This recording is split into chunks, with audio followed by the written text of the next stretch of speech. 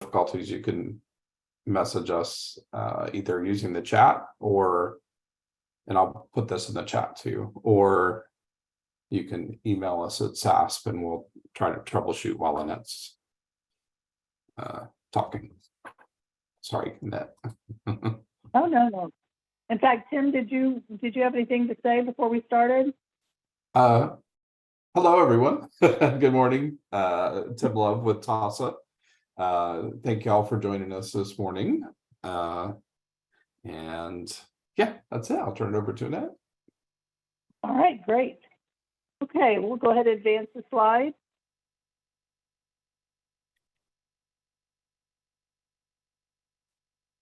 Okay, so this is going to be a review for some of y'all, and for some of you who may be new to this particular grant, I want to give you a little bit of a background on what we're trying to do, what kinds of things are eligible for this grant and that type of thing. The Sexual Assault Program, Services Program is a VAWA grant. SASP, to make things confusing, I know the OAG also has a grant, a state grant that uses the same acronym, and that's confused some folks. But this is a federal grant. It's received by the Office of the Governor, and then TASA is the pass-through that administers the program, including the subcontracting with the organizations that are actually doing the grant activities, and so that will be y'all. The following grant opportunity is offered by TASA. The grants can go to rape crisis centers, but they can also go to culturally specific programs. So this would be folks who are providing direct services to adult survivors of sexual assault and also not eligible to receive HHSC funding for domestic violence services. And the reason I'm mentioning that is that if you are a dual program, for instance, and you have domestic violence victims who are coming into your organization or your shelter who've also been sexually assaulted, this is not the proper funding for that, because they presented as a domestic violence survivor, and their needs, including the sexual violence in the context of that domestic violence, would be covered by HHSC. All cameras in your camera. Rose webinar. Okay, and I think I hear someone who maybe isn't muted yet. This is a competitive grant, so there is specific eligibility requirements. TASA expects to fund 10 to 15 projects, again, depending on what the budgets for those projects end up being. The applications will be scored by non-TASA staff. And we actually think this is probably the fairest way to do this, considering that TASA also is a membership organization. You know, they're advocating for a lot of these programs who are writing these grants, have relationships with folks that are writing these grants, and want to be able to continue providing that TA in the most objective kind of way. And so it's a way to have a little bit of a firewall there between the TASA staff and the folks who are writing these grants. Okay.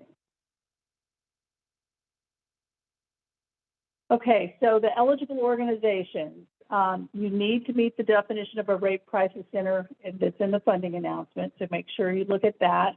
Also, the definition of a sexual assault program in Chapter 420 of the Texas Government Code, meet the Texas Minimum Services Standards, hold an OAG sexual assault training program certification, or have already applied for that, and you have the ability to receive that certification within 6 months of receiving this grant.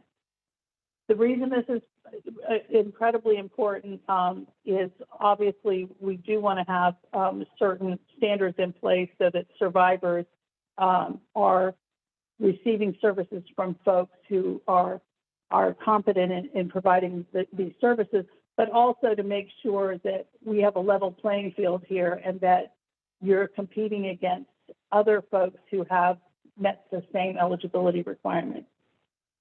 Or a culturally specific program as defined in the funding announcement. And I think that's important that a few of these grants are also set aside because we know that there are specific programs. If by culturally specific, and it's in the funding announcement again, these are programs developed for and by whatever particular targeted population is. And we know that frequently folks do not come and access services in your community rate crisis center. And so we want to make sure that all survivors have the ability to receive those kinds of services. All right, and includes a sexual assault advocate on the grant of at least 50%. So this would be one individual, not, 5 individuals who are each 10% on this grant. You have to have, at minimum, one person whose 50% of their time is spent providing sexual assault services, direct services. Okay. So the project period, this grant will start October 1st. It's 12 months initially, but it's a 2-year grant, so it can be refunded the second year non-competitively. So in other words, you won't have to go through this process again in year 2. You will be funded in year 2, assuming the feds still have the money available to TASA. Obviously, also that you have demonstrated that you're handling the grant and providing the deliverables that you put in your grant. So, if you have not been turning in your reports, you aren't submitting your FSRs, those kinds of things, there would be certain times that somebody would not get second-year funding, but that would be completely determined by you. And if you're responsibly handling the grant, which the vast majority of people do, you will be getting the funding again the second year. So year 1, October 1st through September 30th, and then the second year is the same. Right? So how much money can you apply for? There's a kind of a broad range this time because we realize that different communities have different needs and amounts that they can use. And so we wanted to make it small enough that some of the smaller service providers could adequately use this money, and large enough that if you are covering, multiple counties and that type of thing, that you also could do it. So $40,000 a year would be the minimum. $150,000 would be the maximum, and this would be same for year 2.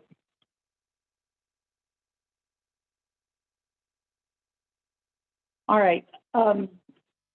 Most of these dates have already happened, so I'm going to let you just read those. The most important one to remember, though, is that the final day to submit the application is the 18th of this month.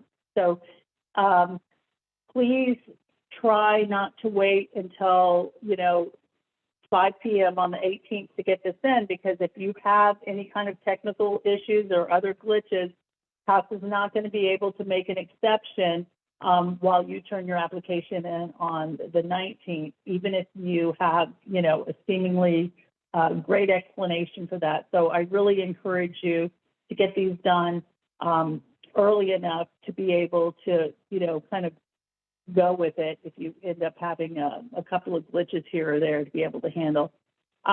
We're very much hoping that the notice of awards goes out September 1st. I know we're working very hard to make sure that you have that notice. We know how hard it is to find out 3 days before a grant's supposed to start, whether you even have it yet. So we're trying to build in as much leeway time as we can. So, but again, the goal is to have the notice of awards out by September 1st, and then the project date would start on October 1st. Okay. Applications will be submitted using form assembly. So this is the place. You can see that on the funding announcement also, where to go for this. This is actually super easy way to do it. It's not going through your porthole. It's not a particularly complicated way to get it in. So I think the folks who used this particular form assembly before have found it to be a relatively to super easy, depending on their level of expertise there. But I think it's an easy way, and you shouldn't have, you know, a lot of problems, or hopefully any problems with that. Okay. So there's a few documents that you'll need to include with your application. One, we want a signed board resolution. Now, there could be an exception to that. I think many of you have monthly board meetings, and this shouldn't be an issue. Some of you, if you have quarterly board meetings, this may not have fallen into your particular time. If that's the case, you will want to submit something that says when your board meeting is going to be happening and when we can anticipate getting the resolution in from your board. So no, it does not preclude you from submitting an application, but it is something that we would need to have before your funding starts. We need job descriptions for all staff that's on this grant. So this would not just include your, 50% sexual assault advocate person, excuse me, but also any other staff that you have on there. We want to know what part of their job is tied to the SASP grant, so that we can have a better idea of knowing, what their role is in this particular grant. Your SATP certificate or copy of your submitted application. So again, we recognize that some folks may have not received a certificate yet. If that's the case, then let us have a copy of the application. And then also your work plan and a year one budget. And this will be in the instructions as well. Okay. So the purpose of the grant is it's legislatively determined. So it's not like TASA has decided that this is who's eligible or not eligible. This has been legislatively determined. This is direct services to adult survivors of sexual assault that are not already receiving services for domestic violence for this victimization. I want to make it clear that adults molested as children are eligible for services, okay, because we don't have adults molested as children that usually seek out services as for domestic violence. They're seeking services specifically for sexual assault. So it's important to know that that's why child advocacy centers would not be eligible to receive this funding, why a domestic violence program who finds that, a significant percentage of the clients they're already serving have been sexually assaulted, that would not be an appropriate use of this money. But also, this is not the place to get funding for your volunteer coordinator or for your school-based educator or, folks who are doing very important work, but it's not specific to the purpose of this grant. Okay? So the Rape Crisis Center must provide direct services and effective healing methods primarily to adult survivors of sexual assault.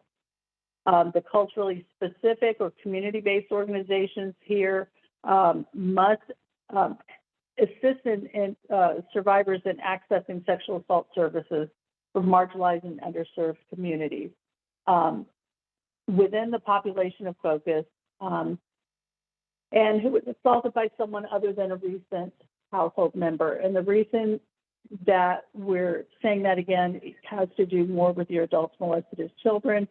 That's why we say a recent household member. All applicants must have at least one staff person. Again, I can't drive this point home enough because we don't want to see folks be scored down on their application because they didn't pay attention to this piece. Make sure you have someone who is providing a direct service to sexual assault survivors on the grant at least 50% time. Okay. Annette. Yes. I'm sorry, I put this in the chat, but I just wanted to remind folks a couple slides back, like one of the requirements was the SATP certificate or the submitted application. Just a reminder that that's for rape crisis centers, not for culturally specific organizations. So there is a little bit of a difference in some of the requirements. The culturally specific organizations, you're not required to be like have an SATP certified program or to apply for it.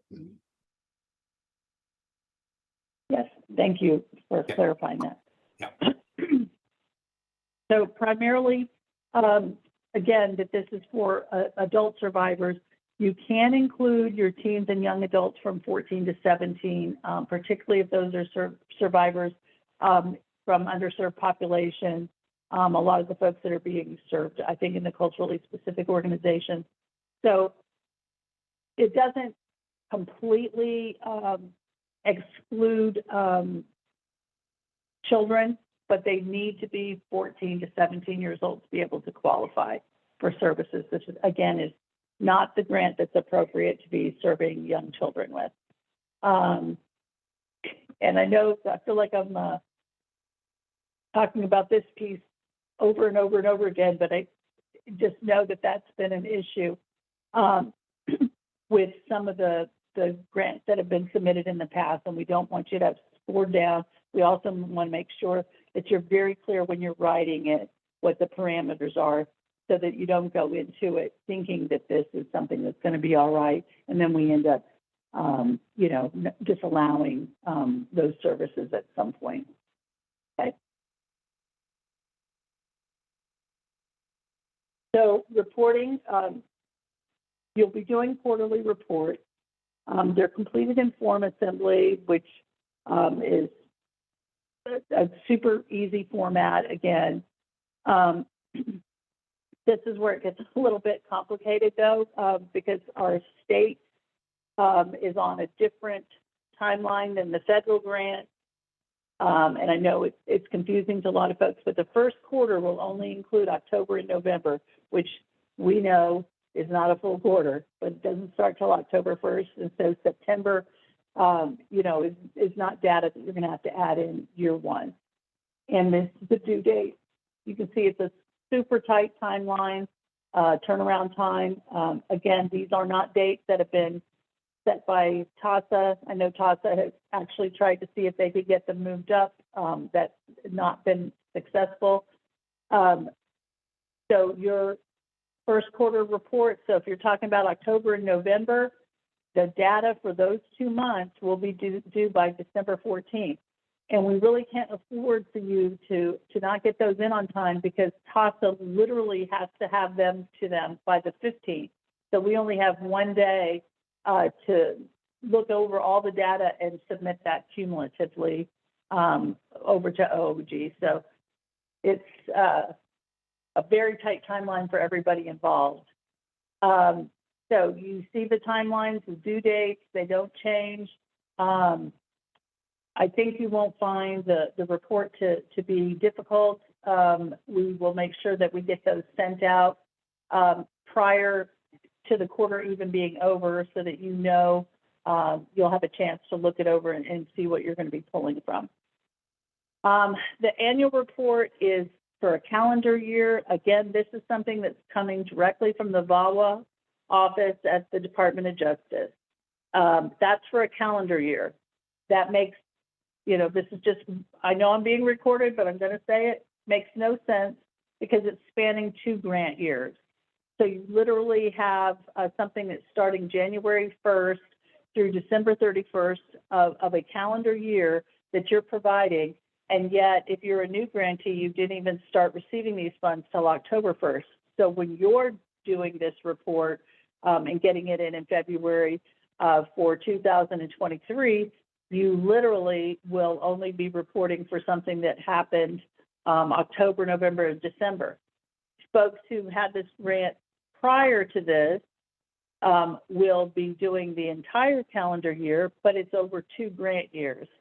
So if that's not complicated enough, we do give you a little bit more time. I think you have like a month to get this one done, as opposed to the 2 weeks to get the quarterly report. So it's not a particularly hard report. It's just, you know, it doesn't make a whole lot of sense to me. But, you know, they didn't ask me, right? We will also this year have folks do an expense log for third-party payments or items that were purchased for survivors. This was not an allowable cost the last time around. So this is something that's new.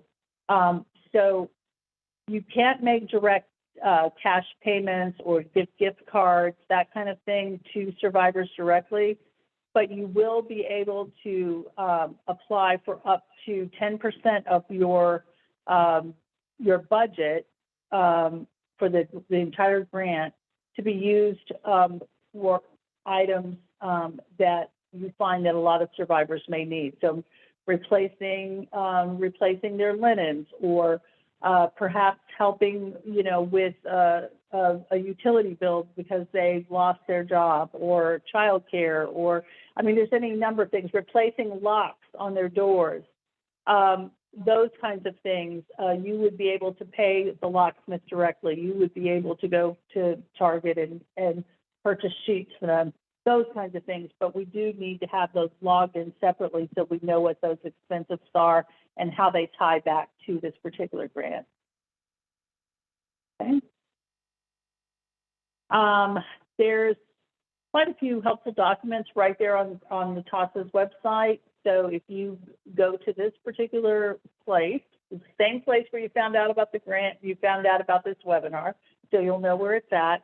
But the funding announcements there's grant application questions, the grant application instructions, some of the templates and the samples for getting the resolution, that kind of thing. So I'm thinking everything that you're going to need to, get this grant submitted is in one place. And so thank you. I know Tim and Peggy and some other TASA staff got that stuff up there, and I think it's very handy. So if you can't find it there, my phone number is on the funding announcement. Give me a call or email me. I'll try to be as quick at getting back to you as possible. Again, don't wait until the 18th and email me at 11:50 p.m. Saying that you need this, but I'll try to get these things to you as soon as possible. All right. So next steps. I would really suggest that you review the funding announcement completely through.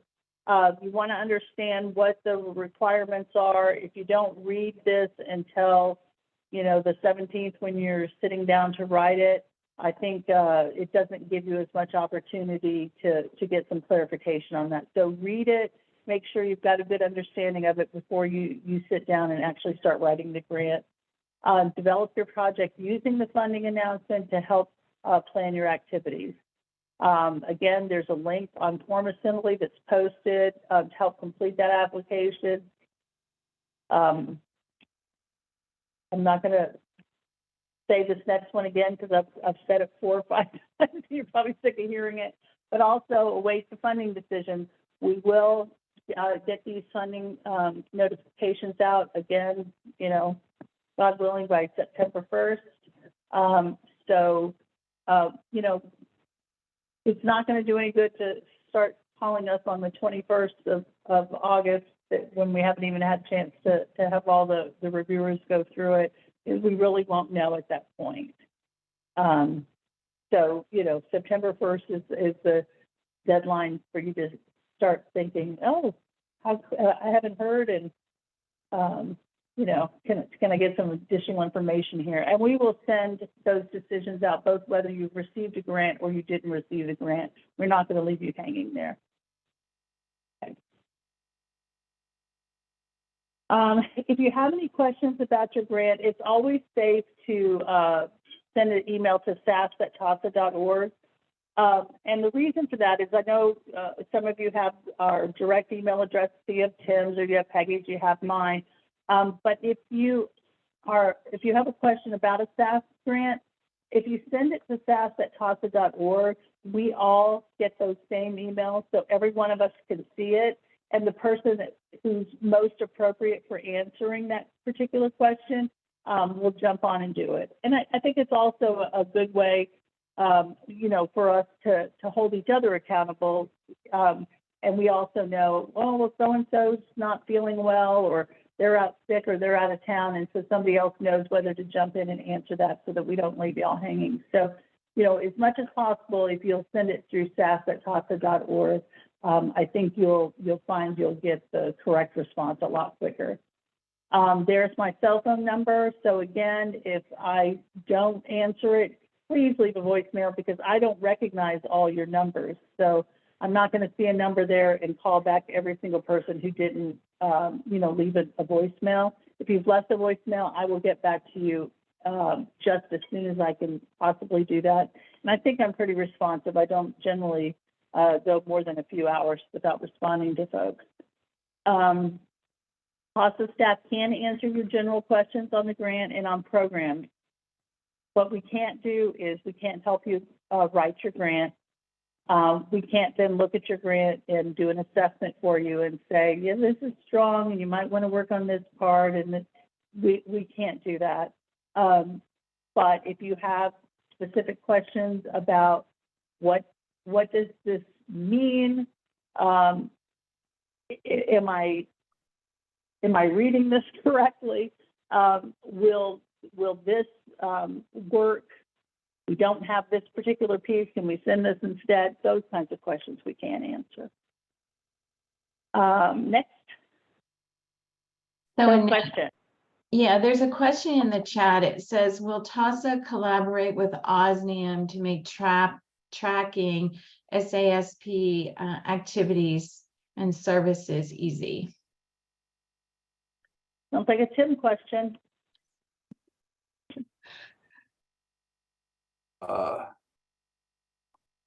So I know that we've actually just had an issue with somebody who was trying to pull data from OSNIUM. I know that OSNIUM has its challenges, just as the system before it had, the system that it was supposed to replace and improve. All I can say is that we'll do the very best that we can. We do have someone on staff who's pretty good with like databases in general, although we don't anymore have anyone who has as much experience with OSNIUM specifically. But what I would say is if you are granted and once you see the report, if you know that there's going to be challenges where they're not going to talk well to each other, to let us know ahead of time so that we can try to troubleshoot that and find a workaround and solution rather than, you know, waiting until the first report is due. And that's something that I can ask. We have a evaluation team whose director is out right now, but when she gets back, I can kind of put that bug in her ear as well and kind of talk to her about it.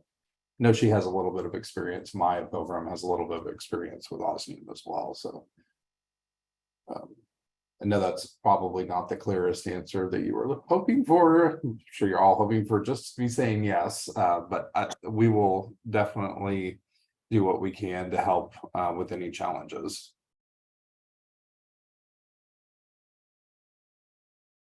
Also, I wasn't just trying to avoid the question, but I'm a contractor. I'm not on TASA staff, and that's another reason why when you send an email through sas@tasa.org, it's helpful because if you're having a question about your porthole, I can't see in your porthole. I don't have access to that.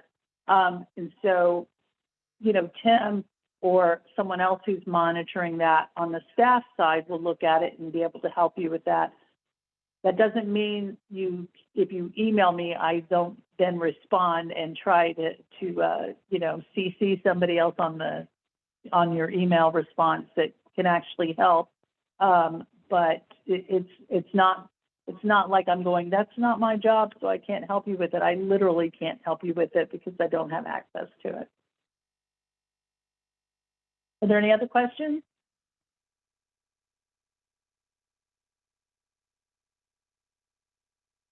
On the funding announcement, it states that one direct service provider must be allocated at least 50% to the grant, but I believe on this slide it specified an advocate. Does it specifically need to be someone with the job title advocate, or can it be any direct service provider? So that's a great question. And actually, it does not have to have the job title advocate as long as it's a direct service provider. Thank you. And on the topic of advocates, I know that this is specifically to fund services to adult survivors. I know for our center and probably for some others, we have on-call shifts, we have in-office shifts, and for crisis services, it can be challenging to figure out how to exclude clients and other populations from being served by a specific advocate. If we did have someone who is funded 50% on this grant, and for example, they're doing like some services to folks under the age of 14 because, you know, a family walks in and they happen to be the advocate who's in the office for that day. I'm guessing that that would be allowable because we just say, oh, those were under their other funding source, right? Would that be one way to solve that problem?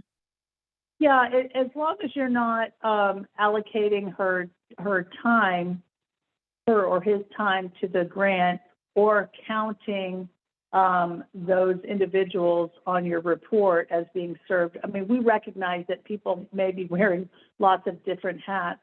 I think what we're trying to avoid is that we literally end up with quarterly reports where someone says 80% of their clients are either children or their domestic violence survivors.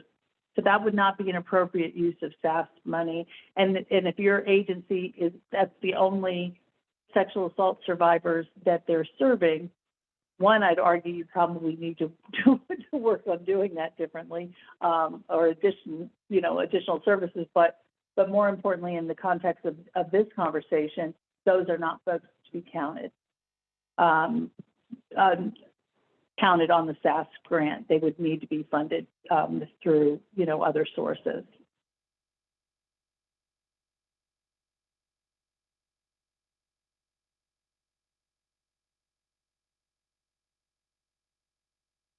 Any other questions?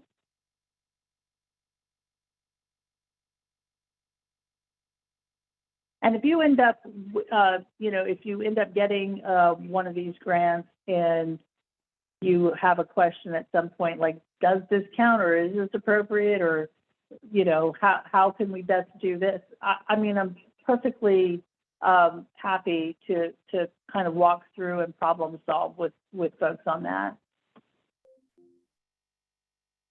This is more of a general question, but I wondered if there is a way, like an email list or something, to sign up to receive all funding announcements from TASA. We're a standalone rape crisis center. We have current funding from TASA under ARP-SA, and somehow, like, I received this, I think, in a forwarded email from our CEO on July 31st, when the funding announcement was released in June. So I'm not sure like what channels information is going out for, if we need to be like constantly checking that announcements page. But I'm just hoping that there's a way to like be on the list and make sure that we're always getting that information, to make sure that we have enough turnaround time to make the application the best that it can be. Yeah, this particular grant did not go out in June. The funding announcement didn't go out in June. So that might have been another one. But Tim, can you answer the question about funding announcements in general? Yeah. So generally, we send it out to we have an ED listserv, and so that's where it goes first. We're in the process of revamping our website, which hopefully in the next couple of months will be done. The website, it'll have its own space on the website, so checking there.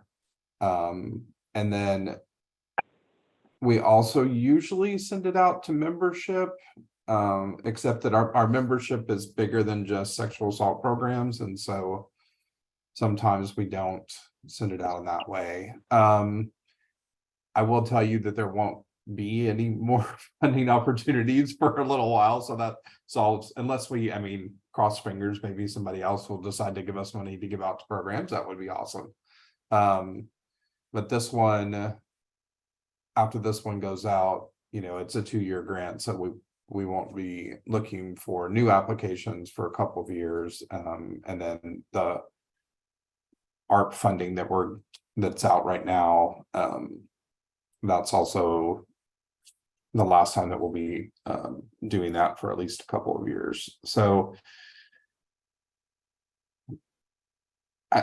I can also, I'll talk to our membership liaison to try to get to see if our membership list is split down into programs as well, and maybe we can look at developing something a little more comprehensive. But like I said, generally it goes out to the ED listserv, which we do update pretty regularly. And we can, Yeah, and I can also talk to the web as the website is being developed to see if there's a way to add some sort of like an announcements, like you're talking about, like a listserv. I can ask that question to see if we can do that on the new website. Yeah, and I want to correct myself because it did go out in late June, the funding announcement. It's just the application didn't open until mid-July. And Tim, if someone in the chat says they are a new ED, how can they be added to the listserv? To the ED's listserv?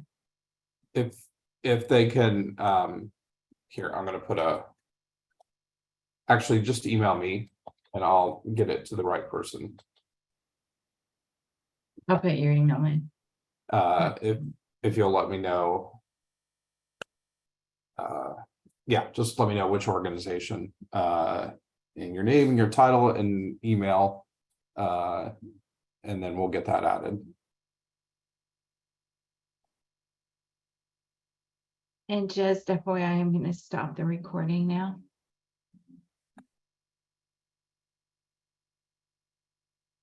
Hey,